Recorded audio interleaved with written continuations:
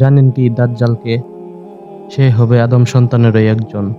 মুমিনদের পরীক্ষার জন্য আল্লাহ পাক তাকে অলৌকিক কিছু শক্তি দিবেন।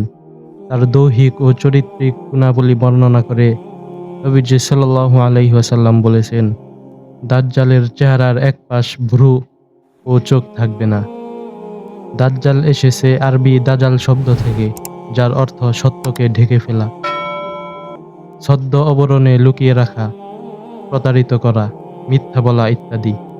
দাজ্জাল শব্দের সাধারণ অর্থ হল শ্রেষ্ঠ মিথ্যুক। সে মিথ্যা জাদুর মাধ্যমে ইসলামের সত্যতা ঢাকার চেষ্টা করবে। আর মহা দুর্ভিক্ষের সময় দাজ্জাল খাদ্য নিয়ে এসে বলবে, আমি হচ্ছি সমগ্র জগতের প্রভু। হে মানুষ, তোমরা আমার প্রতি ঈমান আনো। আমি তোমাদের খাদ্য দেব, পানীয় দেব, সম্পদ দেব, যা চাও সব দেব। নবী করিম সাল্লাল্লাহু আলাইহি ওয়াসাল্লাম বলেন, স্মরণ রেখো, দাজ্জালের কিন্তু এক চোখ কানা হবে,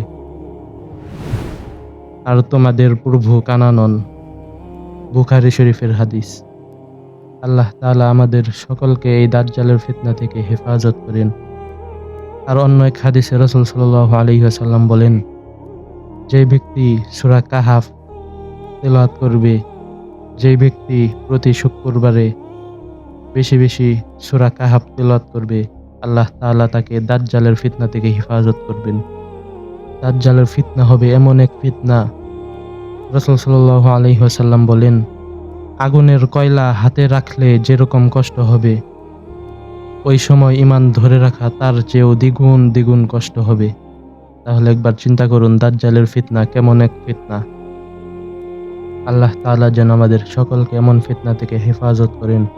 আল্লাহ তাআলা যেন এই কঠিন মহাসময়ে আমাদেরকে ঈমান মজবুত রাখার তৌফিক দান করেন এবং কি বেশি বেশি নেক আমল করার তৌফিক দান করেন।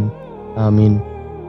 সো ভিডিওটি ভালো লাগলে অবশ্যই একটি লাইক করবেন এবং ইসলাম প্রচারের নিয়তে ভিডিওটি অবশ্যই শেয়ার করবেন এবং কি এরকম আরও নিত্য নতুন ভিডিও পেতে চ্যানেলটি অবশ্যই সাবস্ক্রাইব করে রাখবেন। সবাই ভালো থাকবেন, সুস্থ থাকবেন। আল্লাহ হাফিজ। আসসালামু আলাইকুম ওয়া রাহমাতুল্লাহ।